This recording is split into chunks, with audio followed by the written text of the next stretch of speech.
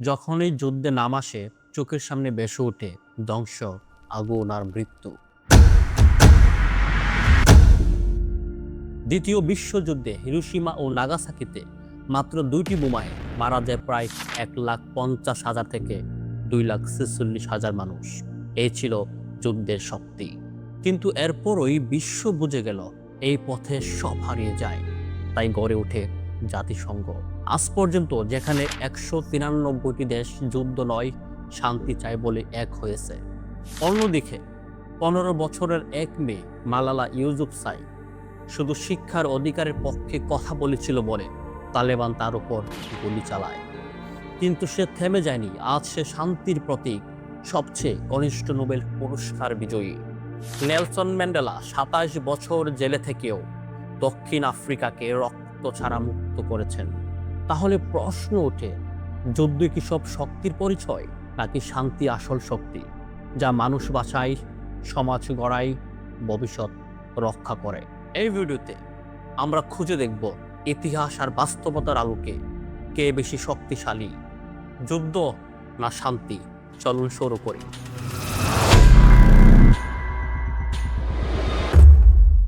যুদ্ধ ও শান্তি, এই দুটি শক্তির মধ্যে পার্থক্য বোঝা আমাদের জন্য অত্যন্ত গুরুত্বপূর্ণ। প্রথমত, যুদ্ধ চালায় সাধারণত দেশের সেনাবাহিনী এবং প্রতিরক্ষা মন্ত্রণালয় আর অস্ত্র তৈরি করা কোম্পানিগুলি। এখানে প্রতিরক্ষা মন্ত্রণালয় হলো সরকারের সেই গুরুত্বপূর্ণ দপ্তর যেটি দেশের সেনাবাহিনী, নৌবাহিনী ও বিমান বাহিনী পরিচালনা ও নিয়ন্ত্রণ করেন।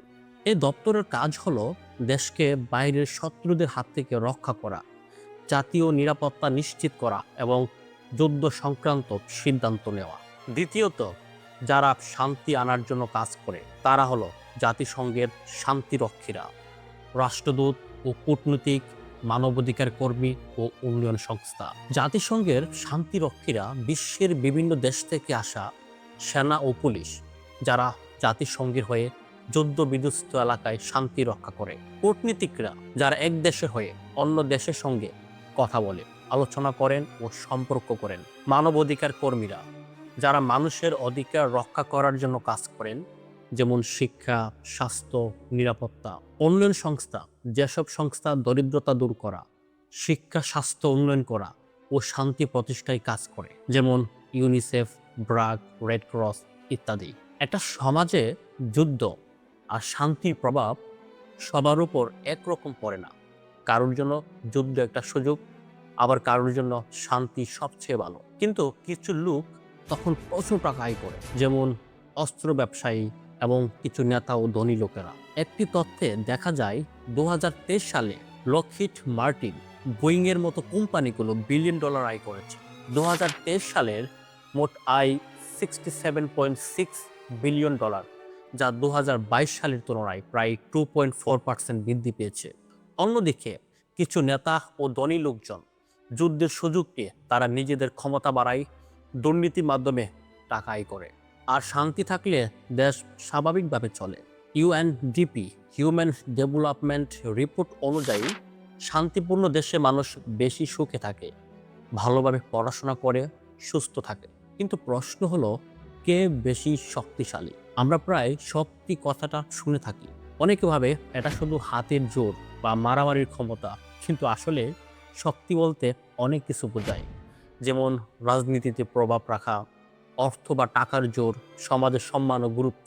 একজন বিখ্যাত সমাজবিজ্ঞানী টেলকট পার্সনস তিনি বলেছিলেন, শক্তি মানে কাউকে জোর করে কিছু করানো নয়, বরং মানুষ ও সম্পদ মিলে যে কোনো লক্ষ্য বা উদ্দেশ্য সফল করার সামর্থ্য আসল শক্তি। একটা উদাহরণ দিলে বিষয়টা পরিষ্কার হবে। ধরুন, একটা স্কুলের প্রধান শিক্ষক, শিক্ষক ও শিক্ষার্থীরা সবাই মিলে ভালোভাবে কাজ করে। এখানে প্রধান শিক্ষক শুধু আদেশ দেন না, তিনি শিক্ষক ছাত্রদের মধ্যে বোঝাপড়া তৈরি করেন, স্কুলের জিনিসপত্র ঠিকভাবে ব্যবহার করেন, সবার জন্য একটা শান্তিপূর্ণ পরিবেশ গড়ে তোলেন। কাউকে বই দেখে নয়, বরং একসাথে কাজ করে ভালো কিছু করা। এটাকে পার্সোনাসের মতে আসল শক্তি বলা হয়। সমাজে শক্তির 2 ধরনের রূপ আছে, হার্ড পাওয়ার এবং সফট পাওয়ার। হার্ড পাওয়ার বাংলায় কঠোর বা শক্তিশালী প্রভাব। হার্ড পাওয়ার হচ্ছে বই দেখে, জোর করে বা যুদ্ধের মাধ্যমে কাউকে নিজের কথা মানতে বাধ্য করা। একটা উদাহরণ দিলে বুঝতে পারবেন। 2023 সালে যুক্তরাষ্ট্র যখন ইরাক আক্রমণ করে, সেটা ছিল হার্ড পাওয়ারের পরিষ্কার দৃষ্টান্ত। যুদ্ধ করে তারা সরকার ফেলে দিলেও পরে যুক্তরাষ্ট্রের সুনাম অনেকখানি নষ্ট হয়ে যায়। সফট পাওয়ার, বাংলায় নরম বা মন জয় করার শক্তি। সফট পাওয়ার হলো কাউকে বোঝানো, সম্পর্ক গড়ে তোলা আর সহযোগিতার মাধ্যমে নিজের পক্ষে আনা। আলোচনা, সাংস্কৃতিক যোগাযোগ, বিনিময় প্রোগ্রাম, এটা খুবই নমনীয় সবাই ক্ষেত্রে যেতে, যা বিশ্বাস, শ্রদ্ধা আর সম্মান তৈরি করে। উদাহরণ, দ্বিতীয় বিশ্বযুদ্ধের সময় 1948 সালে যুক্তরাষ্ট্রের তৎকালীন পররাষ্ট্রমন্ত্রী জর্জ সি মার্শাল এর প্রস্তাবে ইউরোপের দেশগুলোর পুনর্গঠনে আর্থিক সহায়তা প্রদান করে, যা তাদের সঙ্গে সুসম্পর্ক গড়ে তুলতে সাহায্য করে। যুদ্ধ হলে দেশের রাস্তাঘাট, স্কুল, হাসপাতাল, টাকা পয়সার অবস্থা আর মানুষের কাজ করার ক্ষমতা সবকিছুই খুব খারাপভাবে নষ্ট হয়ে যায়। সুদান যুদ্ধের 2 বছর পর খার্তুম রাজ্যের ড্রোন হামলায় বিদ্যুৎ বিচ্ছিন্ন হয়ে গেছে, ফলে পানি সরবরাহে আঘাত হেনেছে, যা কষ্টের স্তূপ তৈরি করেছে। কলেরা এবং অন্যান্য রোগের বিস্তারের ঝুঁকি বাড়িয়েছে। আন্তর্জাতিক মুদ্রা তহবিল IMF জানিয়েছেন, যুদ্ধের ফলে একটি দেশের জিডিপি 2 থেকে 4% পর্যন্ত কমে যেতে পারে, যার কারণে ভবিষ্যতে দেশের অর্থনীতি দুর্বল হয়ে পড়ে বা টিকিয়ে রাখা কঠিন হয়। জিডিপি মানে হলো, ছোট করে বললে, একটি দেশের 1 বছরের আয় ব্যয়ের একটা বড় হিসাব। সিরিয়ায় গত 14 বছর ধরে যুদ্ধ চলছে। এই যুদ্ধ দেশটিকে খুব পেছনে ফেলে দিয়েছে। প্রায় 40 বছরের মতো উন্নতি, যেমন ভালো শিক্ষা, স্বাস্থ্য, চাকরি আর মানুষের দক্ষতা, সবকিছু ধ্বংস হয়ে গেছে। UNDP এক প্রতিবেদনে বলা হয়েছে, এখন যেভাবে দেশ এগুচ্ছে, 2080 সালের আগে সিরিয়ার অর্থনীতি তার সংঘাত পূর্ব জিডিপি স্তর ফিরে পাবে না। অন্যদিকে শান্তি এমন একটা জিনিস যা ধীরে ধীরে হলেও সমাজের টেকসই শক্তি আর স্থিরতা গড়ে তোলে। যেমন জাপানের কথা ভাবো, দ্বিতীয় বিশ্বযুদ্ধের সময় জাপান প্রায় ধ্বংস হয়ে গিয়েছিল।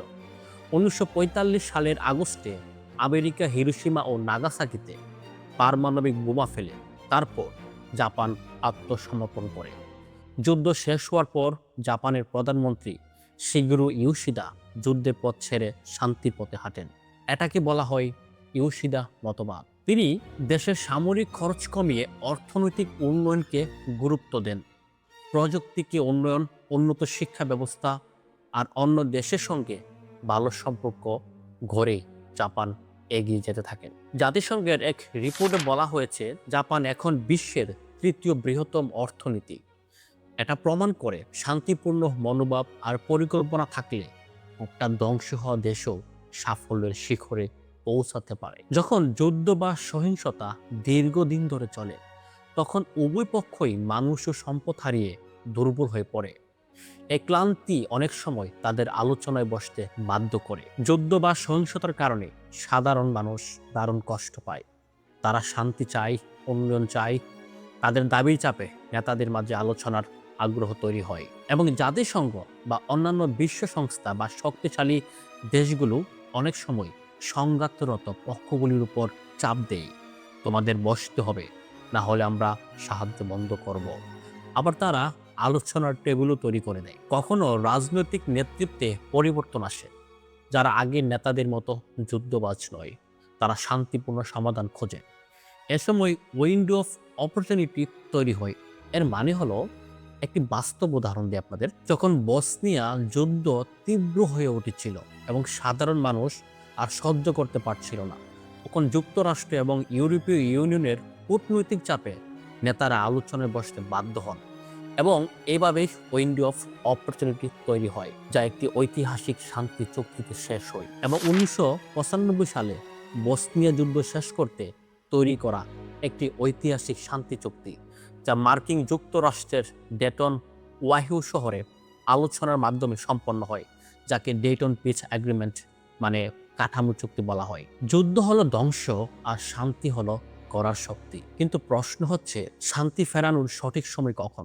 যুদ্ধের আগে, নাকি যুদ্ধ চলাকালীন, নাকি যুদ্ধ শেষ হওয়ার পর? অনেক গবেষক মনে করেন, যুদ্ধ পুরোপুরি শুরু হওয়ার আগে শান্তি প্রতিষ্ঠার সবচেয়ে ভালো সুযোগ থাকে। এই সময়টাতে দুপক্ষের ক্ষয়ক্ষতি কম হয় এবং আলোচনার বসার মানসিকতা বেশি থাকে। একটা উদাহরণ দেই, 1962 সালের কিউবান মিসাইল সংকটের সময় মার্কিন যুক্তরাষ্ট্র ও সোভিয়েত ইউনিয়ন পরমাণু যুদ্ধের দ্বারপ্রান্তে দাঁড়িয়ে গেলেও শেষ পর্যন্ত দুই দেশ আলোচনার মাধ্যমে যুদ্ধ এড়ান। যখন যুদ্ধ চলতে থাকে এবং প্রাণহানি, অর্থনৈতিক ক্ষয়ক্ষতি বাড়তে থাকে, তখন অনেক সময় শান্তি প্রতিষ্ঠার সুযোগ তৈরি হয়। তাই এই সময়টাকে অনেক গবেষক উইন্ডো অফ অপরচুনিটি বলেন। যখন দুই পক্ষই বুঝতে শুরু করে যে কোনো এক পক্ষ জয়ী হলেও ক্ষতির পরিমাণ অনেক বেশি হবে, যা আমরা জেনেছি বসনিয়ার যুদ্ধের কথা। যখন আন্তর্জাতিক চাপ আসে ও যুদ্ধের ক্ষয়ক্ষতি খুব বেশি হয়ে যায়, তখনই ডেটন শান্তি চুক্তি করে যুদ্ধ থেমে যায়।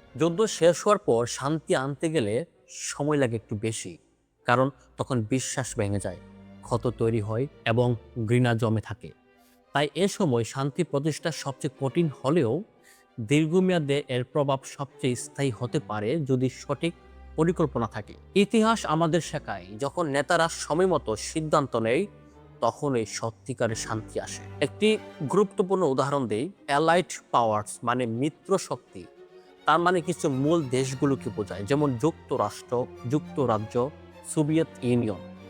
এখানে সোভিয়েত ইউনিয়ন ছিল একসময় একটি বড় সমাজতান্ত্রিক দেশ, যার পুরো নাম ছিল union of Soviet socialist Republic, বা বাংলায় সোভিয়েত সমাজতান্ত্রিক প্রজাতন্ত্রের সংঘ। এই দেশটি 1922 সাল থেকে 1991 সাল পর্যন্ত টিকে ছিল। এটি ছিল রাশিয়াকে কেন্দ্র করে গড়া একটি বড় বিশাল দেশ এবং রাশিয়া ছিল এর প্রধান অংশ বা মূল শক্তি। এর সাথে আরো 14টি দেশ ছিল, যেমন ইউক্রেন, বেলারুশ, কাজাখস্তান, উজবেকিস্তান ইত্যাদি। এইগুলো সব মিলিয়ে ছিল সোভিয়েত ইউনিয়ন। সুতরাং তারা দ্বিতীয় বিশ্বযুদ্ধ চলাকালে একত্রিত হয়ে যুদ্ধ করেছিল অ্যাক্সিস পাওয়ার্সের বিরুদ্ধে, মানে অক্ষ শক্তি।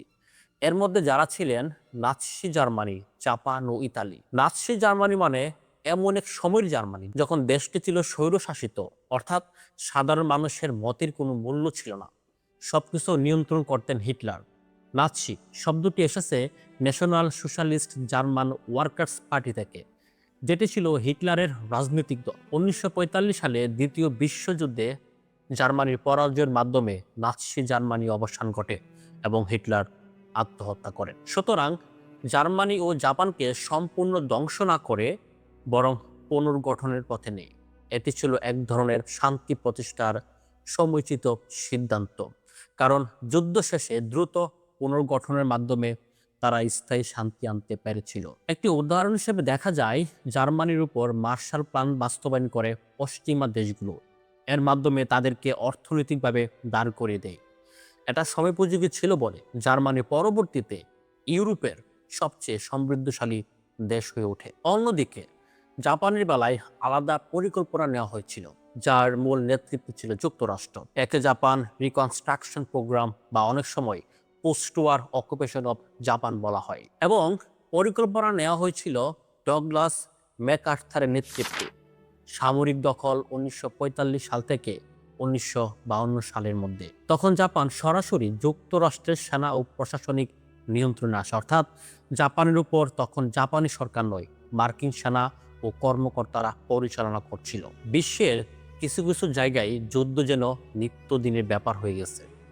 শান্তি আনার অনেক চেষ্টায় ব্যর্থ হয়। প্রশ্ন উঠে, তাহলে কেন? অনেক এলাকায় রয়েছে দামি সম্পদ, যেমন তেল, গ্যাস, আবার জায়গাগুলির অবস্থানও খুবই গুরুত্বপূর্ণ। এসব কারণে অনেক দেশ বা গোষ্ঠী সেখানে আধিপত্য চায়, আর এতে যুদ্ধ লেগেই থাকে।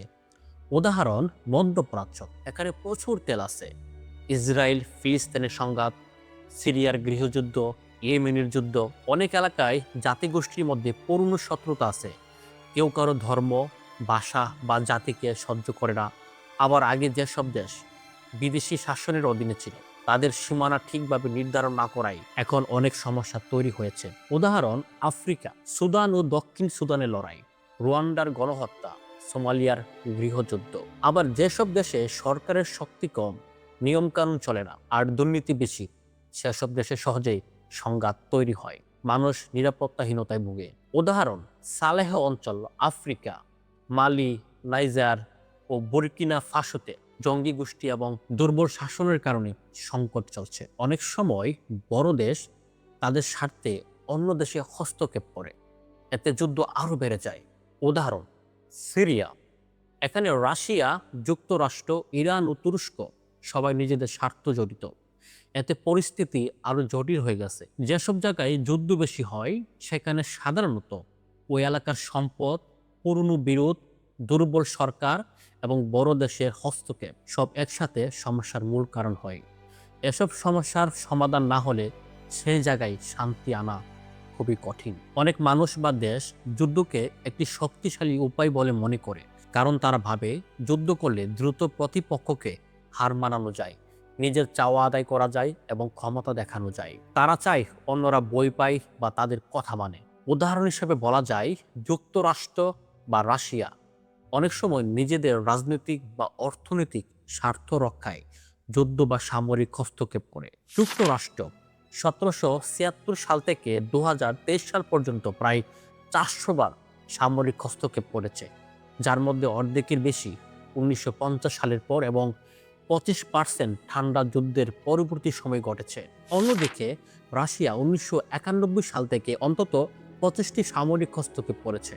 তারপর প্রাকৃতিক সম্পদ যেমন তেল, গ্যাস, পানি বা জমির মালিকানা নিয়ে অনেক সময় যুদ্ধ হয়। কখনো কখনো নেতারা সাধারণ মানুষকে উত্তেজিত করে যুদ্ধ বাধায়। তারা বলে, আমরা অন্য জাতির চেয়ে শ্রেষ্ঠ, আমাদের ধর্ম বা জাতিকে রক্ষা করতে হবে। এসব ভাবনা মানুষকে যুদ্ধের পক্ষে দাঁড় করায়। অনেক সময় সরকার যুদ্ধকে ব্যবহার করে জনগণের দৃষ্টি অন্যদিকে ফেরায় বা নিজের জনপ্রিয়তা বাড়াতে চায়। অনেকে মনে করে শান্তির পথটা দুর্বল আর যুদ্ধই সবকিছুর সমাধান, কারণ যুদ্ধ করলে ফলাফল তাড়াতাড়ি দেখা যায়।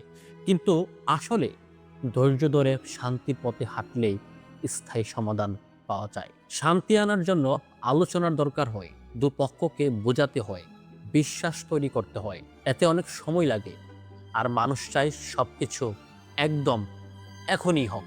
যুদ্ধ মানে ট্যাঙ্ক, বোমা, সৈন্য সব দেখা যায়, আর শান্তির কাজ হয় শান্তভাবে, আলোচনা আর চুপচাপ কাজ করে। তাই অনেকে যুদ্ধকে বাস্তব আর শান্তিকে দুর্বল ভাবে। একটি গবেষণায় দেখা গেছে যারা আলোচনার মাধ্যমে শান্তি এনেছে তাদের দেশে উন্নত বেশি হয়েছে। যেমন দক্ষিণ আফ্রিকায় আলোচনার মাধ্যমে বড় সমস্যা শেষ হয়েছিল। যুদ্ধের চেয়ে শান্তির পথ কঠিন, কিন্তু অনেক বেশি শক্তিশালী, কারণ শান্তিটিকে উন্নয়ন আনে, মানুষ বাঁচে। অনেক সময় কিছু দেশ বা দল শান্তির কথা বলে না, বরং যুদ্ধকে বেছে নেয়। এর পেছনে অনেক সময় তাদের নিজের লাভ আর ক্ষমতা ধরে রাখার পরিকল্পনা কাজ করে। 1 নম্বরে ক্ষমতা ধরে রাখার চেষ্টা। অনেক নেতা যুদ্ধ করে দেশের ভেতরে জাতীয়তা বা আবেগ বাড়িয়ে নিজেদের জনপ্রিয় করতে চায়। শান্তির পথে গেলে অনেক সময় তাদের ক্ষমতা কমে যেতে পারে, তাই তারা যুদ্ধে ভরসা করে। 2, টাকার লাভ। যুদ্ধ মানে অনেক সময় বড় ব্যবসা, অস্ত্র বিক্রি, যুদ্ধের পরে রাস্তাঘাট বানানো, এসব থেকে অনেক গোষ্ঠী টাকা কামায়, তাই তারা শান্তি চায় না। 3, বিশ্বাস বা আদর্শ।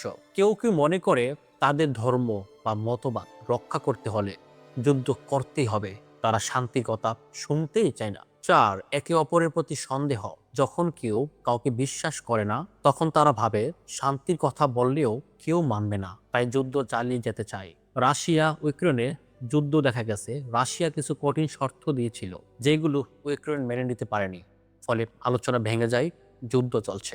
যুদ্ধ সামরিক লাভ দিলেও শেষ পর্যন্ত সবাই ক্ষতিগ্রস্ত হয়। শান্তির জন্য দরকার বিশ্বাস, ছাড় দেওয়ার মানসিকতা আর মিলেমিশে চলার ইচ্ছা। শান্তি শুধু সরকার বা সেনাবাহিনীর কাজ নয়, সমাজের সব ধরনের মানুষও শান্তি তৈরি করতে বড় সাহায্য করতে পারে। তারা দায়িত্ব নিয়ে কাজ করলে সমাজে শক্তিশালী স্থায়ী শান্তি আসে। 1, পরিবার থেকে শিক্ষা শুরু। শান্তির বীজ প্রথম বোনা হয় পরিবারে। বাবা মা যদি শিশুদের সহনশীলতা, অন্যকে বুঝতে শেখায়, তাহলে তারা বড় হয়ে শান্তিপ্রিয় মানুষ হয়।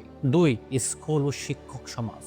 শিক্ষকরা যদি শিক্ষার্থীদের ঝগড়া না করে শান্তিপূর্ণভাবে কথা বলার নিয়ম শেখায়, তাহলে ভবিষ্যতের মানুষরা দায়িত্ব নিতে শিখবে। ইউনেস্কো বলেছে শান্তি শিক্ষা সমাজে ভালোভাবে একসাথে থাকার মনোভাব করে তোলে। 3, যুব সমাজের অংশগ্রহণ। তরুণরা চাইলে সামাজিক কাজ, স্বেচ্ছাসেবী কাজ, প্রতিবাদ বা ক্যাম্পেইন চাইলে শান্তির বার্তা ছড়িয়ে দিতে পারে। তারা সামাজিক মাধ্যমে ভালো কিছু শেয়ার করে সবাইকে একত্রিত করতে পারে। 4. ধর্মীয় ও সামাজিক নেতাদের ভূমিকা। ইমাম, পুরোহিত, ভিক্ষু বা সমাজসেবীরা নিজেদের জায়গা থেকে শান্তির কথা বললে মানুষের ভালোবাসা বাড়ে। মনে রাখতে হবে, ধর্ম শান্তি শেখায়। 5.